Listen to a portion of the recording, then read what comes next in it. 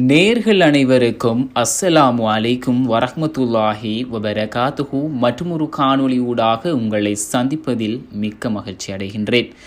நன்மையை ஏவி தீமையை தடுப்பதுதான் ஒவ்வொரு இஸ்லாமியனுடைய கடமையாக இருக்கிறது. அதன் அடிப்படையில் ஜும்மாவுடைய நாளன்று பள்ளி வாசலுக்கு அருகிலேயே வியாபாரம் செய்து கொண்டிருக்கும் தனது சகோதரர்களை இந்த அரபி எப்படி நகைச்சுவையாக சுட்டிக்காட்டி தொழுகைக்காக அழைக்கிறார் என்று பாருங்கள். சுபஹானல்லாஹ். பொதுவாக தீமைகள் செய்வது மனிதனுடைய இயல்பாக இருந்தாலும் தீமைகளை கண்டிப்பதும் எச்சரிப்பதும் இல்லாவிட்டால் தவறுகளை பெருகிவிடும் என்பது மறுக்க முடியாத உண்மை.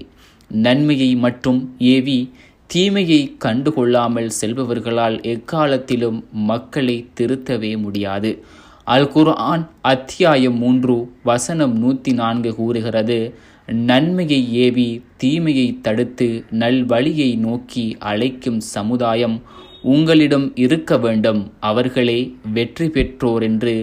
மேலும் ஜும்மாவுடைய நாட்களில் தொழுகைக்கு செல்லாது வியாபாரத்தில் ஈடுபட்டு கொண்டிருப்போர் பற்றி அல் குர்ஆன் இவ்வாறு கூறுகிறது.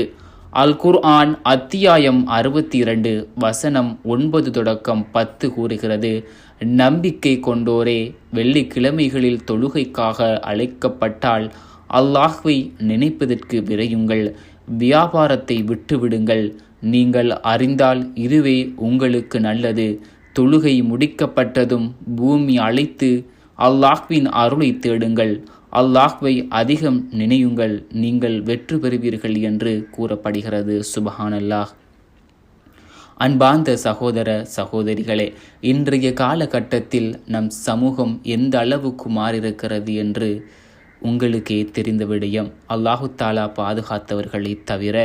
அன்பார்ந்த சகோதர சகோதரிகளே, வெள்ளிக்கிழமையாவது இறைவனிடத்தில் அதிகம் பிரார்த்தனை செய்யுங்கள், தொழுகையில் ஈடுபடுங்கள், இறைவன் மீது ஈமானோடு நடந்து கொள்ளுங்கள்.